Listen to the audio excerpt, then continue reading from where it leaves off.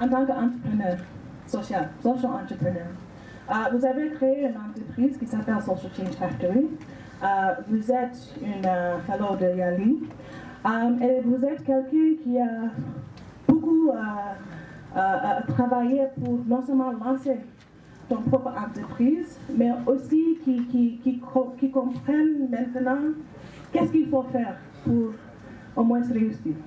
Donc, est-ce que vous pouvez partager avec nous comment vous avez fait pour arriver jusque-là, pour démarrer Social Change Factory? Ensuite, quels sont les différents challenges que vous avez eus pendant ce processus? Voilà. On ne peut pas lancer un projet. Il faut d'abord exister légalement, et pour exister légalement, il faut choisir parmi les différentes formes légales qui existent. Et celle qui était la plus proche de ce que je voulais faire, c'était la forme d'une association. Et donc j'ai créé une association pour lancer un projet. Je pense, pour donner un Social Change Factory, c'est un centre de leadership pour les jeunes, où nous essayons, où nous œuvrons à contribuer à l'émancipation, l'autonomisation, l'épanouissement et l'engagement des jeunes. Ce sont 4 éléments qui pour nous sont nécessaires de combiner pour permettre à un jeune de pouvoir transiter vers l'âge adulte et tout ce que l'on considère comme étant le bien-être d'un adulte, qui puisse être autonome financièrement, autonome dans ses choix, émancipé dans son savoir et dans ses positions, épanoui, heureux. Et aujourd'hui, on parle de plus en plus évidemment de ce principe d'engagement-là. Et nous essayons donc de travailler avec ces jeunes sur ces questions de façon formelle et moins formelle. L'axe prioritaire que nous avons choisi d'utiliser, c'est les médias. Nous sommes dit simplement, nous sommes une petite association locale, nous avons des ambitions qui sont continentales, voire mondiales. On n'a pas les moyens de créer des centres un peu partout dans le monde. Par contre, on sait où sont les jeunes. Les jeunes sont devant la télé, les jeunes sont devant leur ordi, devant leur téléphone, les jeunes sont dans les écoles, les jeunes sont dans les ASC, les associations sportives et culturelles. Les jeunes sont. Et donc on a décidé de créer des contenus qui peuvent apporter un message, une forme de sensibilisation, d'information et de stimulation à travers ce qu'ils aiment. Notre premier produit étant une émission télévisée qui s'appelle Voix des jeunes et que l'on a positionné comme un concours. On sait que les jeunes aiment les concours, ils aiment les duels, ils aiment les matchs de foot parce qu'il y en a un qui gagne et un qui perd, ils aiment The Voice ou des concours de chant parce qu'il y en a qui gagnent et il y en a qui perdent. Donc, pour moi, il ne fallait pas continuer à parler le langage institutionnel ou ONG pour s'adresser à des jeunes, pour leur faire prendre en considération certaines questions importantes au niveau global. Il fallait leur parler tel que eux pouvaient comprendre les choses. Mais je pense que ce qui est positif pour un jeune entrepreneur, c'est déjà ça. Ne pas s'arrêter au premier non, ni au 10e non, ni au 100e non. Par contre, ce qui aurait pu me faciliter la vie, c'est que les 73 qui m'ont dit c'est une bonne idée, auraient pu me dire, ouais, m'aider à passer de l'idée à la capacité de produire un document qui leur permet d'intégrer l'idée à leur agenda et générer un impact en plus grand nombre. Merci Sobel. Je vois que déjà il y a quelques participants. Peut-être qu'ils vont poser des questions. Mais je veux avancer un peu à l'institution, mais aussi non seulement les types de services, mais les types de mécanismes qui sont disponibles pour ces jeunes, pour qu'ils puissent gérer leurs fonds. Les jeunes, c'était une cible mobile, mouvante, dangereuse, risquée, sur laquelle on ne pouvait pas intervenir. Mais j'ai grandi entrepreneur, je prends beaucoup de risques. Je me suis dit, ce sont ces jeunes-là, puisque j'avais une expérience d'avoir travaillé avec eux en Afrique de l'Ouest, j'ai travaillé pour le NEDI sur certains projets, sur plusieurs projets d'emploi des jeunes, de travail décent et productif, de travail entrepreneurial, mécanismes financiers, tout ça. Je le fais toujours d'ailleurs.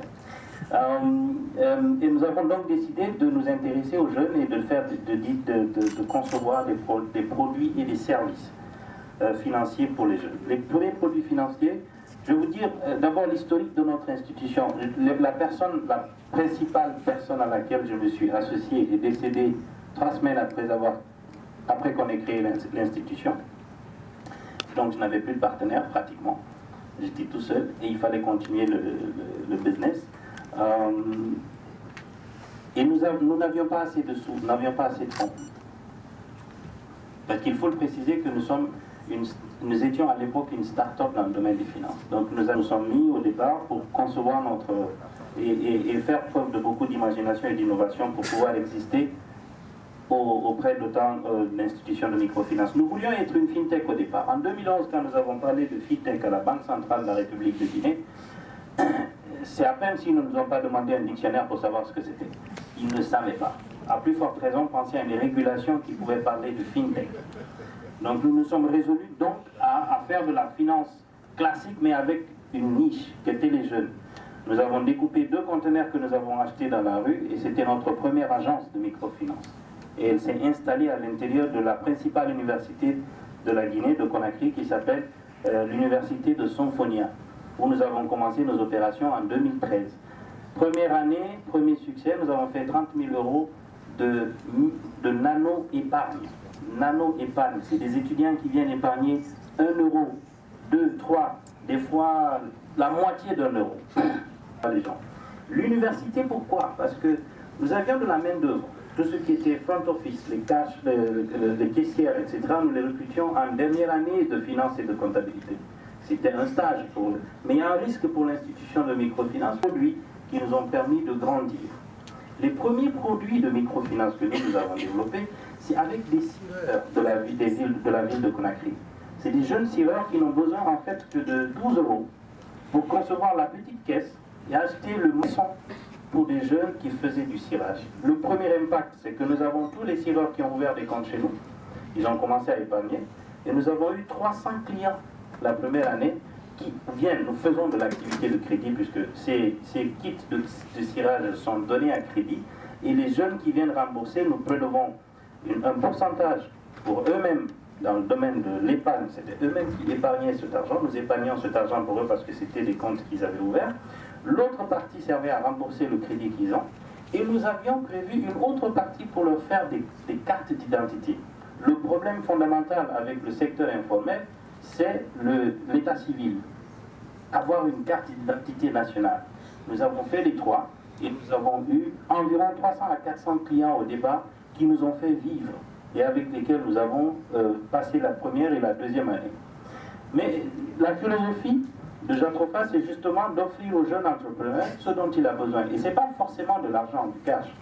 C'est du matériel, c'est un accompagnement, c'est de la formation. Donc depuis 2013, nous avons mis à côté de notre institution de microfinance un incubateur, un centre de formation, en fait, qui reçoit... Nous sommes donc une institution de microfinance qui écoute le jeune, qui lui donne exactement ce dont il a besoin. Mais encore une fois, une institution de microfinance, ou de ce sens-là, c'est assez compliqué.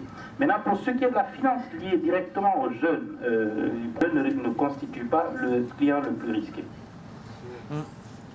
Merci beaucoup pour cela. Et je pense que on a entendu beaucoup de choses. Félicitations. Franchement.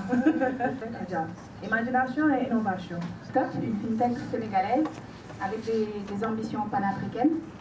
Intouch est né en 2014, l'idée folle d'un serial entrepreneur qui s'appelle Omar Cissé et qui voyant l'essor de l'industrie du mobile money en Afrique et au Sénégal en particulier, a voulu aider tous les gens qui travaillent dans ce secteur-là à faciliter l'usage du mobile money.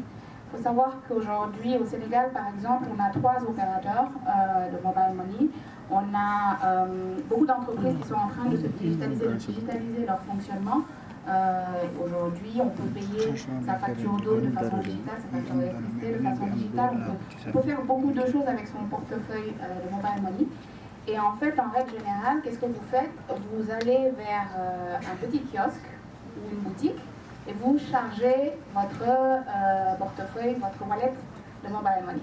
C'est au même endroit d'ailleurs que vous pouvez faire des envois, des transferts d'argent, que ce soit Wari, que ce soit Western Union, etc. Ce que vous ne savez peut-être pas, c'est que le marchand qui vous aide à faire ces transactions, il a peut-être derrière son comptoir 10 petits téléphones qui lui servent à faire ces transactions-là. Il a 10 petits téléphones. Il a une certaine somme d'argent qu'il a divisé en autant de petits montants pour pouvoir travailler avec chacun de ces opérateurs. Donc il va mettre 50 000 francs chez Orange Money pour pouvoir faire des transactions Orange Money. Il va mettre la même chose chez Tigo, il va mettre la même chose chez Wari. Il va signer des contrats avec chacun d'eux, donc 10 contrats. Il va passer beaucoup de temps dans sa journée à essayer de réconcilier ces transactions, parce qu'à la fin de la journée, il aura fait 100, 200 transactions. Il voudra savoir qu'est-ce qui lui reste en caisse. Donc, il faut sortir les états de Wari, de Orange Money, etc.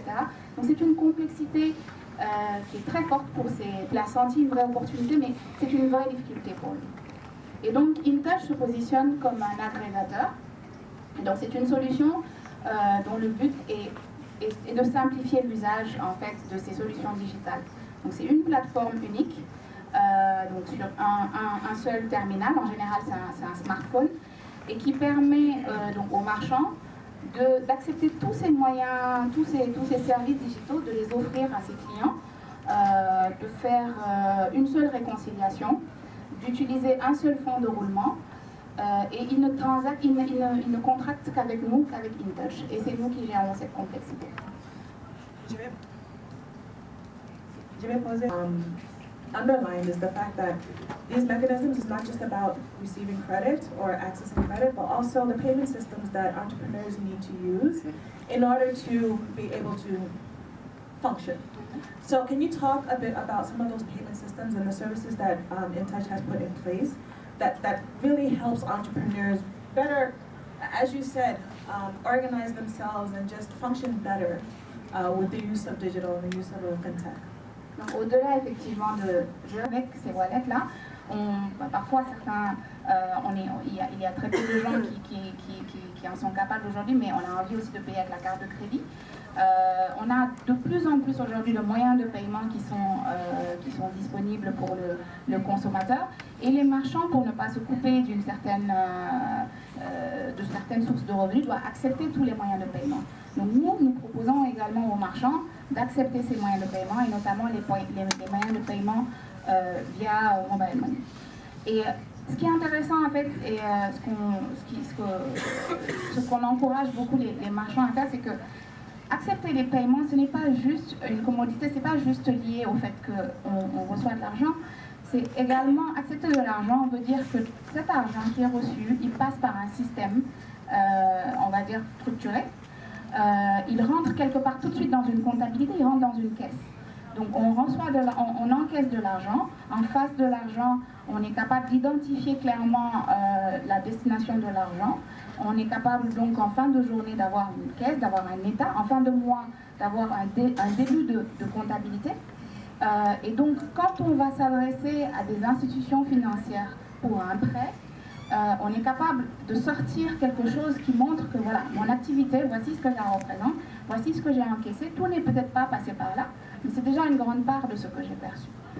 Et ça, par exemple, nous, on est en train aujourd'hui de travailler avec une institution de microfinance ici au Sénégal pour justement exploiter ces données-là qui proviennent de l'usage de ces moyens de paiement pour mettre en place, élaborer un produit de crédit qui permette d'accélérer, de digitaliser vraiment l'octroi du crédit à ces entrepreneurs. Pour une institution financière de microfinance comme celle avec laquelle nous travaillons, pour qu'elle accorde du crédit, parfois c'est 3 semaines, 1 mois avant de pouvoir prendre une décision et de positionner le crédit. Nous, ce que nous proposons, c'est d'accélérer tout ça parce que l'usage des moyens de paiement digitaux, l'usage d'outils digitaux permet d'améliorer la connaissance du business en fait, de l'entrepreneur et d'améliorer la relation que l'entrepreneur va avoir avec l'institution de microfinance. Donc avec ce système, quelqu'un qui est informel, c'est une opportunité de montrer non seulement l'histoire qui est là et formaliser ces activités pour montrer à l'institution financière, donc voilà ce que je fais, voilà le montant que je reçois par mois et tout ça, comme ça au moins ils peuvent accéder aux prêts plus importants.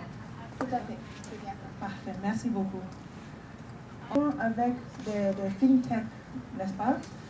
Donc si vous pouvez parler un peu des challenges et les défis confronteraient non seulement les entrepreneurs, mais aussi les fintech pour créer des produits qui ont des sens et des produits qui peuvent aider les entrepreneurs. Bien sûr, Atta, merci beaucoup de l'invitation. Et vraiment, tu peux me tutoyer, ça passe bien. Bonjour à tous, très content d'être ici. Et toujours un challenge de passer après des orateurs comme Alpha, comme Sobel, comme Adja. Et puis de partager un panel avec vous, c'est super chouette aussi. Voilà, je m'appelle Yann, ça fait quelques années que je suis au Sénégal et je suis arrivé ici en vrai ignorant parce que je ne connaissais pas du tout le continent. Et j'ai eu la chance de travailler au lancement d'un incubateur de start-up qui s'appelait le CETIC, qui est basé ici au Sénégal.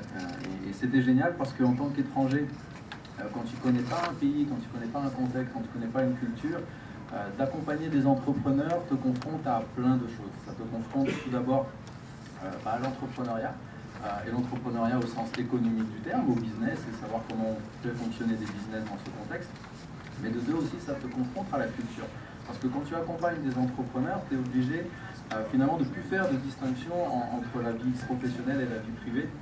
Tu es obligé de comprendre l'ensemble du cadre de vie des personnes. Et ça, en tout cas, ça m'a beaucoup aidé. Je pense que ça nous aide aujourd'hui dans notre petite structure à mieux gérer notre équipe, gérer nos partenaires, gérer même notre association. Donc ça, c'était super chouette. Et donc voilà, j'ai fait ça pendant 4 ans. Très riche d'enseignements, dans à peu près suivi 85 entreprises. Certaines sont assez grandes. Certaines, on accompagnait notamment People Input, dans laquelle travaillait Sobel à un moment, qui est maintenant une belle référence ici, mais d'autres entreprises aussi comme Yokovoc, qui est ici, Genius Family, qui est basée à Thiès, soit des petites entreprises ou des plus grosses, toutes finalement, elles ont réussi à employer des gens, employer jusqu'à parfois 50, 60 personnes, et c'est finalement ça aussi le succès. C'est ça qui était notre challenge, c'était de savoir comment on fait pour prendre des entreprises qui sont peut-être 1 an ou 2 ans d'existence, et peut-être 3-4 personnes dans cette entreprise, et les amener à l'étape d'après. Et c'était vraiment notre focus, c'était de ne pas se concentrer forcément sur la création, parce qu'on pensait qu'il y avait des gens très bien équipés pour le faire, mais on se concentrait sur la croissance de ces entreprises. Et le challenge majeur qu'on voyait, très franchement, c'était pas le financement. C'était surtout les ressources humaines. Et c'était comment on était capable d'avoir des ressources humaines spécialisées dans certains secteurs. Et c'était vraiment notre cas dans les technologies, parce qu'au bout d'un moment, tu ne peux plus juste bricoler des choses, tu as besoin d'avoir des experts dans différents domaines. Et donc ça, c'était le premier challenge. Et en voyant ça, c'est un petit peu naturellement comme ça qu'au bout de 4 ans, avec d'autres amis, on a décidé de créer une structure qui était spécialisée dans un domaine des technologies et qui s'appelle le Human Centered Design ou User Experience Design. À ce jour, je crois qu'on n'a à peu près que 2 ou 3 entreprises qui font ça en Afrique. Alors certains disent c'est super, t'as pas de concurrents, en fait c'est surtout peut-être qu'on n'a pas de marché. Donc voilà, c'est toujours un peu borderline entre les deux. Mais voilà, et donc en fait ce qu'on fait globalement de façon concrète, c'est qu'on passe beaucoup de temps à faire de la sociologie, à être sur le terrain, à rencontrer les gens, à comprendre leurs usages, leurs besoins et leurs aspirations. Et une fois qu'on a fait ça, on imagine avec eux des produits digitaux. Parfois ça peut être aussi d'autres types de produits ou services, mais en général nous on se concentre vraiment sur la conception de produits digitaux. Et on les réalise. Et on les réalise au sens où on conçoit des interfaces et des expériences sur le digital, mais par contre on ne va pas les développer. Et on donne ça après à des développeurs qui sont très compétents, et c'est exactement ce qu'on fait notamment avec InTouch. Ils ont des équipes techniques excellentes, et par contre on les aide juste à structurer toute cette démarche qui part du terrain, qui écoute les usagers, qui innove avec eux et qui après permet de tester et faire évoluer ces produits. Peut-être sur l'expérience même et comment nous on a lancé sans financement. Déjà, il faut savoir, je pense qu'un modèle de boîte qui marche assez bien ici sont des modèles qu'on appelle hybrides. Entre une boîte basée sur un produit, alors c'est plus dans les technologies. Mais en gros, une boîte qui va développer un logiciel, c'est cette approche qu'on essaye de démocratiser qui s'appelle le Human Centered Design. Et on est ravis de bosser avec des entreprises comme Microcred aussi dedans. Mais on travaille également avec beaucoup de petites PME. Pourquoi? Parce que finalement, à moindre coût, cette démarche permet d'analyser un petit peu les besoins de tes clients, récolter ce qu'on appelle des insights de ta cible qui te permettent de savoir mieux positionner ton produit et ton marché. Et ça, si tu le fais, ça peut ne pas coûter très cher et ça peut te permettre de ne pas avoir besoin d'investissement. Et bien sûr, une fois que tu es sur les bonnes voies, c'est aussi un très bon argument quand tu vas voir des investisseurs, parce que tu peux dire que tu as une étude derrière, tu as fait des tests, tu as prototypé, tu as vraiment des résultats concrets de ça. Et ça, les investisseurs en général sont assez sensibles à ça. Il y a même des investisseurs maintenant qui se spécialisent à investir dans des boîtes qui ont cette démarche de Human Centered Design. Donc voilà, donc c'est pas fait que pour les grands groupes, mais ça marche aussi très bien pour les petites PME. Merci beaucoup pour ça. Pour clarifier ces deux types d'investissement, est-ce que vous pouvez parler un peu qu'est-ce que c'est crowdfunding et impact investing et comment vous avez travaillé avec plus de 1000 entrepreneurs, comment est-ce que vous avez travaillé avec eux sur les deux domaines? D'accord. Déjà, merci beaucoup, Ata. Et je tiens également à remercier les organisateurs de cet événement qui est très pertinent pour l'entrepreneuriat jeune. Et je tiens particulièrement à remercier SOS Village d'enfants qui m'a invité à cet événement. Et c'est aussi un réel honneur pour moi de faire partie de ce panel. Je pense que sur vos brochures, vous avez une autre tête. C'est un bon ami à moi que je remplace. Et c'est un honneur pour moi de faire partie de ce panel avec des jeunes leaders qui contribuent au développement socio-économique de l'Afrique. Donc moi, je m'appelle Makan Sako, je suis malien et j'ai étudié au Sénégal de 2008 à 2011, spécifiquement à l'ISM, je ne sais pas si vous connaissez. Et donc j'ai eu ma licence ici à Dakar. Depuis 2011, c'est ma première fois de revenir ici. Donc c'est un réel plaisir. Et donc après Dakar, je suis retourné au Mali, là où j'ai évolué dans le secteur bancaire, notamment à Ecobank. Et après cela, j'ai décidé de continuer mes études en entrepreneuriat stratégique et développement durable au Japon, spécifiquement à l'université de Kobe. Donc c'est après le Japon que je suis retourné au Mali, là où j'ai été chef de projet au niveau de l'un des premiers incubateurs d'entreprises au Mali, qui est Impact Hub Bamako. Et Impact Hub Bamako aussi fait partie du réseau international de centres pour l'innovation. C'est en réalité le plus grand réseau d'incubateurs au monde, présent dans plus de 80 villes et près de 10 villes africaines. Vous avez Impact Hub à Accra, vous avez Impact Hub à Johannesburg, vous avez Impact Hub à Nairobi et bientôt Impact Hub Dakar et Abidjan. Donc là-bas, j'étais chef de projet, je formais des jeunes, des aspirants entrepreneurs, je les coachais, je les accompagnais. Et dans le cadre d'un programme qui s'appelle The Next Economy, que j'ai coordonné pendant 2 ans et demi, j'étais en charge j'ai eu l'opportunité de former plus de 1200 jeunes. J'ai accompagné près de 200 campagnes de crowdfunding, qui étaient une première au Mali, parce que c'est une plateforme qui permet à des jeunes que nous avons accompagnés, qui ont développé des modèles économiques, de pouvoir lever des fonds via le volet entrepreneuriat que Impact Hub Bamako était en charge, s'occupait justement d'accompagner, de coacher ces jeunes-là pour qu'ils puissent développer des modèles économiques innovants, pas forcément innovants, des modèles économiques viables. Et après cela, nous les aidons à développer, parce que le programme continue toujours, nous les aidons à lancer leur campagne. C'est-à-dire nous les aidons à lever des fonds auprès de leurs parents, auprès de leurs oncles, auprès de leurs amis. Et tout cela se fait à travers une plateforme que notre partenaire Good Hope a développée. Donc de 2016 à 2018, comme je le disais, sur les 200 campagnes de crowdfunding développées, si vous prenez en compte les compétences qu'ils ont développées lors de ce programme-là, le taux de réussite est assez élevé. Donc le crowdfunding, pour répondre à ta question, Ata, ça consiste à lever des fonds auprès d'un grand nombre de personnes et en général ça utilise les nouvelles technologies. En jargon, ce qui est aussi pas facile, pour qu'eux puissent le comprendre tel que c'est. Et c'est souvent ça la barrière qu'il y a entre ceux qui demandent et ceux qui donnent, c'est la compréhension de ce qui est en train d'être fait. Très souvent, les gens, quand je présente mon émission télé, je la présentais de telle sorte à ce que les gens aient l'impression que ce que je vends, c'est un élément qui va passer à la télé pendant un temps. Or, c'est pas ça que je vends. Ce que je vends, c'est que des millions de personnes peuvent apprendre en regardant d'autres comme eux faire quelque chose auquel ils n'avaient jamais pensé. Et en disant financer une émission télé, ça passe pas. En disant financer l'influence, nanana, ça passe mieux. Voilà. Merci. Bon, pour la question du monsieur de la GIZ. Modèle pour accompagner les entrepreneurs, déjà il n'y en a pas. Et ce qui est très important, c'est qu'on adapte nos modèles d'accompagnement aux entrepreneurs et à chaque type d'entrepreneur. Et typiquement dans l'entrepreneuriat, tout est pris des États-Unis, c'est même pas pris d'Europe. En tout cas dans l'entrepreneuriat technologique, on essaye de tout copier-coller des États-Unis et forcément ça ne marche pas. Parce que le contexte social, le contexte d'affaires n'est pas du tout le même. Et donc il faut vraiment penser à c'est quoi notre objectif et c'est quoi notre cible, et donc vraiment se focaliser sur des cibles précises en termes d'entrepreneurs, que ce soit par des secteurs ou que ce soit par des tailles d'entreprise. Nous, typiquement, on s'est dit qu'on se focalisait sur des tailles d'entreprise de 5 à 25 employés.